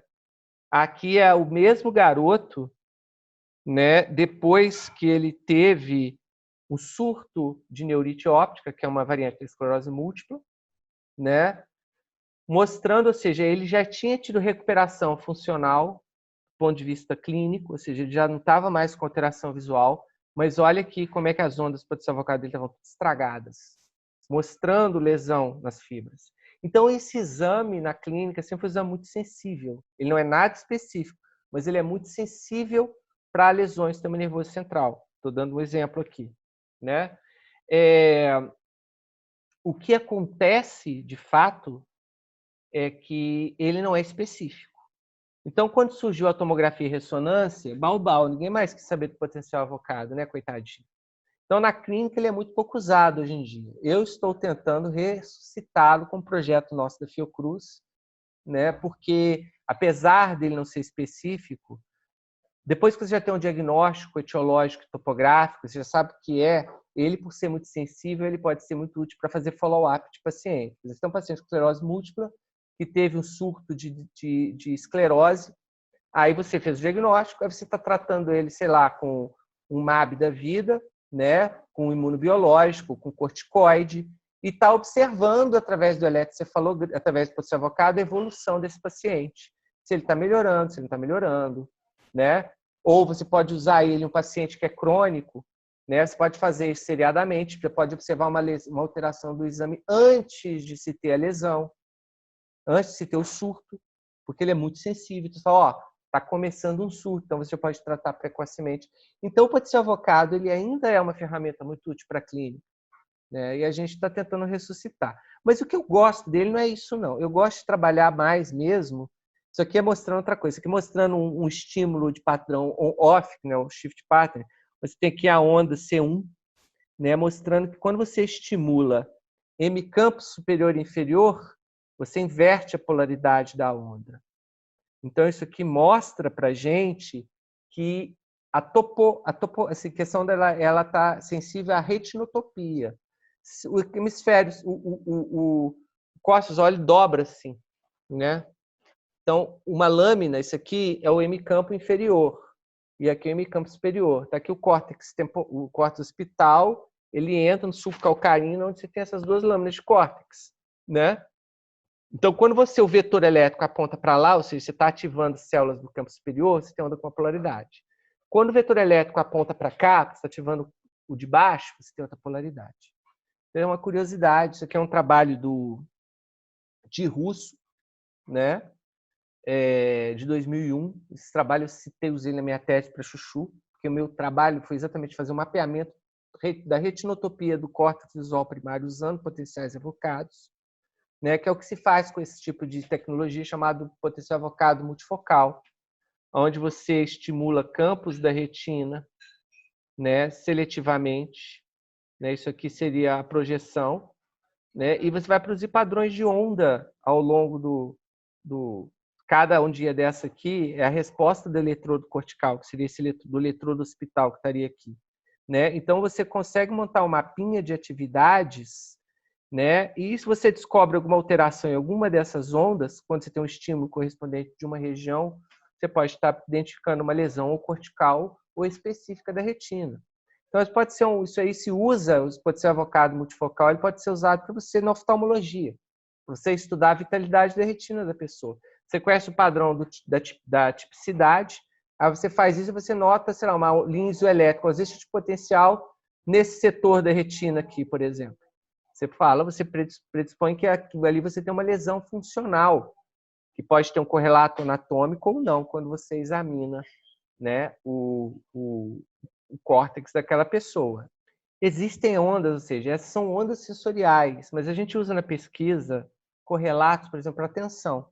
Isso aqui é um experimento, né, onde isso aqui seria uma onda de 200 milissegundos de latência. Cada linha pontilhada representa um tipo específico de estímulo, né, com uma determinada quantidade de informação visual, ou seja, da special cue, a new cue, da central cue, a special cue, cue é pista, tá? Você teria mais informação para processar nos seus drives de memória de trabalho, etc, etc. Isso aqui tem relação direta com a amplitude da onda, como você está vendo aqui, né?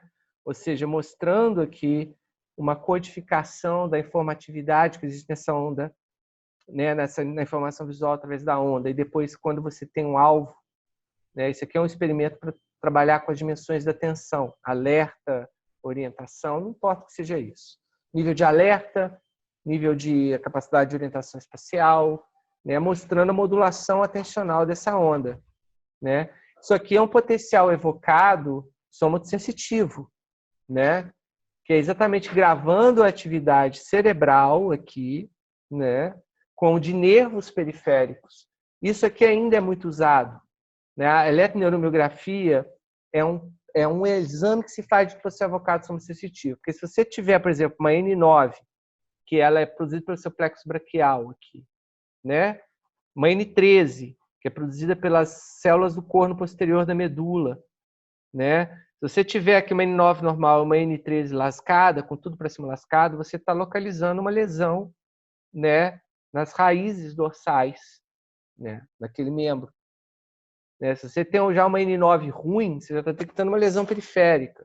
Se está tudo normal e você tem lá em cima uma N20, por exemplo, uma P25 lascada, é porque você tem uma lesão cortical, depois de um pós-VE, por exemplo. Então, essa ainda é um exame muito usado na clínica junto com a eletroneuromiografia, porque ele tem exatamente essa característica de diagnosticar topograficamente com sensibilidade que outros exames não têm, né?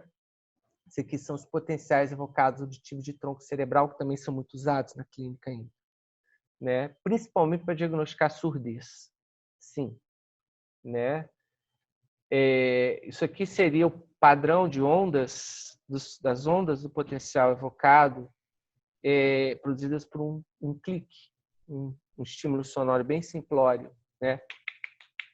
Um clique. Dentro do quadrado vermelho, né, a gente tem que acontece aqui em milissegundos, olha só.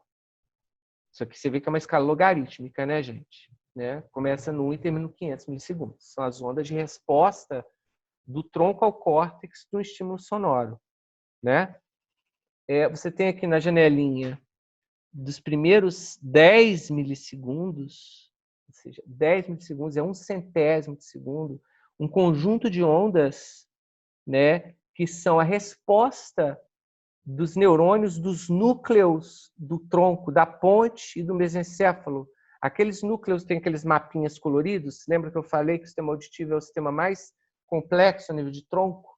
Você tem ali 3, 4, 5 estações de conexões entre neurônios, ali, entre os núcleos. Pois é. Então, essas 5 ondinhas, elas formam o potencial evocado auditivo de tronco cerebral. Da onda 1 à onda 5. Sendo a onda 1 relacionada à resposta do 8º par, e a onda 5 é a resposta do colículo inferior, que é o último grupo de células do mesencéfalo, que vai mandar a informação diretamente para o córtex auditivo primário. Então, aqui eu tenho um desenho, né, da topografia funcional do meu tronco cerebral. Se tiver um tumor de tronco cerebral de qualquer ordem, por contiguidade, ele vai alterar esse sistema aqui. Então, esse exame já foi usado na neurocirurgia para diagnosticar, para fazer diagnóstico topográfico de lesão no tronco, antes de existir a neuroimagem, né? Década de 70, início da década de 80. Mas ele continua sendo usado pela audiologia para estudar a função auditiva, que é basicamente norteada pela composição dessas 5 ondas.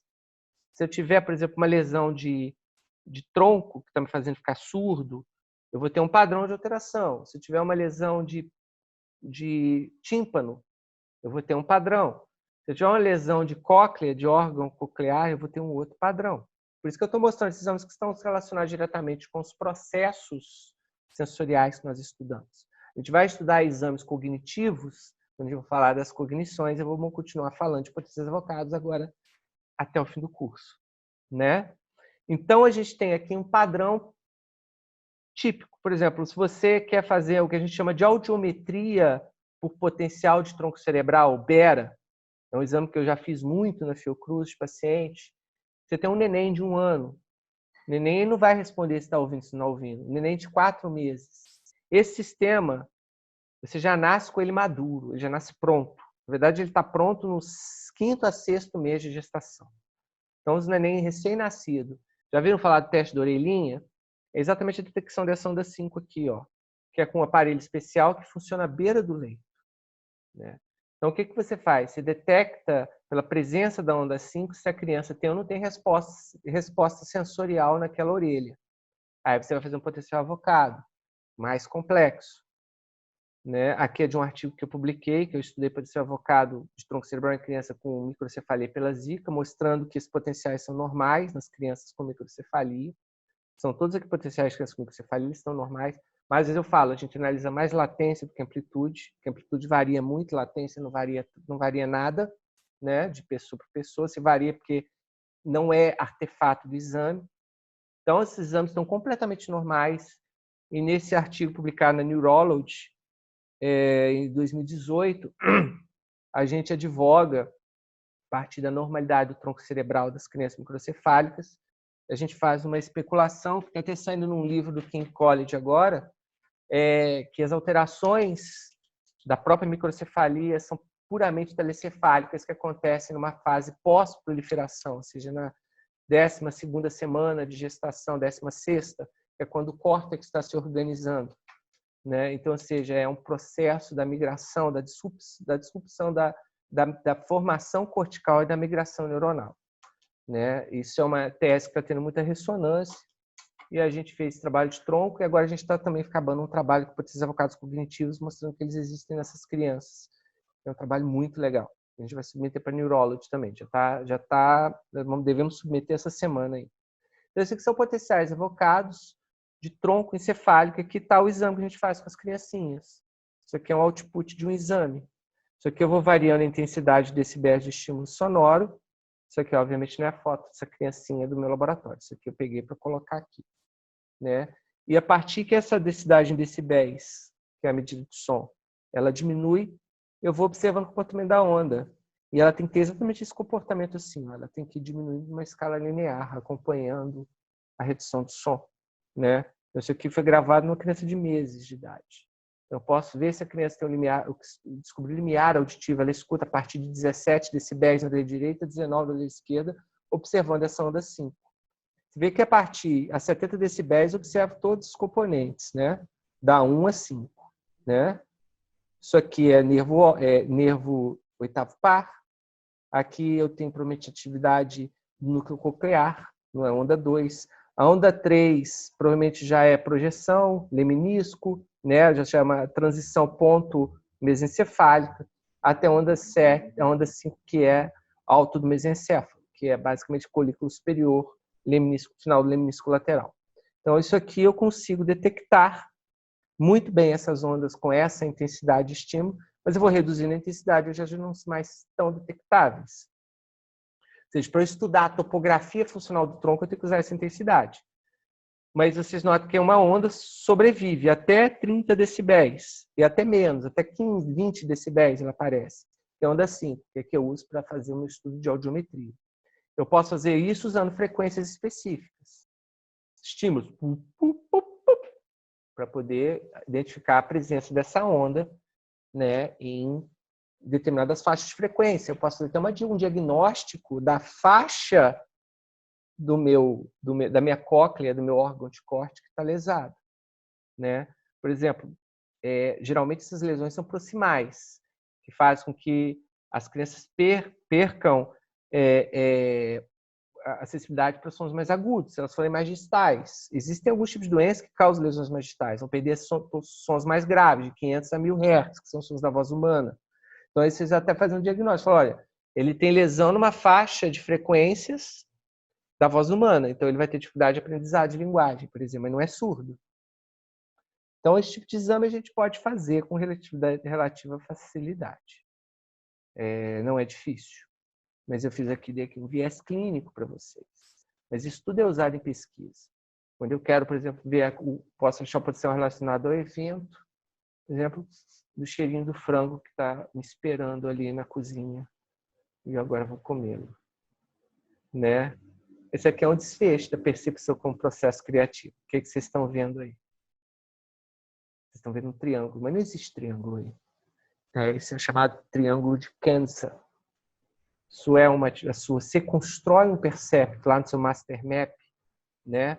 Ou no feature map, de uma forma geométrica que não existe. Isso é o que a gente chama de ilusão. Isso mostra exatamente o seu nome de completamento. Ou seja, o seu cérebro cria cognitivamente linhas imaginárias aqui, aqui e aqui, para montar, e vocês veem claramente um triângulo branco se destacando do contexto. Que, na verdade, não existe. Né? Isso aqui é o ponto cego. Você fixa o seu olho agora aí na cruzinha, né?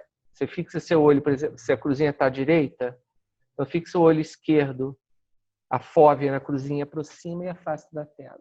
Então vê que em um determinado momento a bolinha vai sumir. Viram? A bolinha sumiu. Aqui sumiu a bolinha. A bolinha sumiu. É porque essa bolinha foi projetada exatamente sobre o seu ponto cego. E quando a bolinha some, o que você vê? Você vê branco, que é o contexto que está ao seu redor. Então vocês vão experimentar na de baixo e aproximem e vocês vão ver que em um determinado momento essa falha branca, ela some e ela é completada por linha preta, mostrando claramente que é seu ponto cego, exatamente essa região de emergência do nervo óptico, né, que está na sua retina nasal, né, essa região de emergência do nervo óptico, né, quando a informação visual do entorno é preenche essa região. Como ela é bem lateral, ela é bem periférica, ela não causa um impacto maior na percepção. Mas existem escotomas, que é o nome técnico, quando você tem uma lesão na retina, às vezes mais centralizada, produzida por um derrame, por um citomegalovírus, por um toxoplasmose, mais no centro da retina, né? Muitas vezes você nem percebe.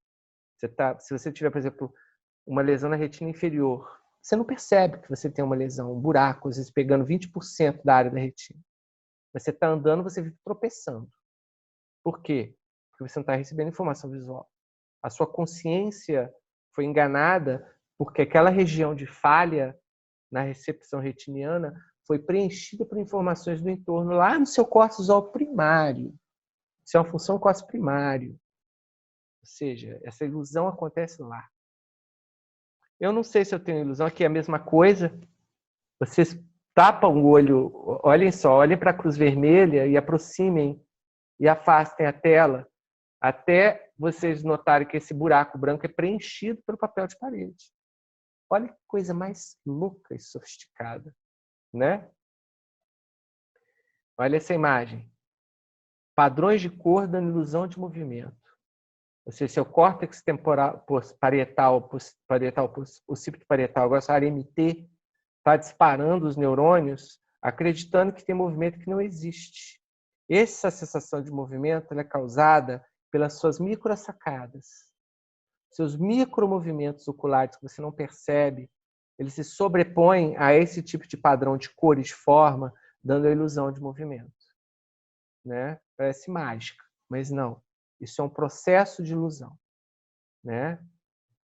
E como diria Deepak Chopra, que é um filósofo, né?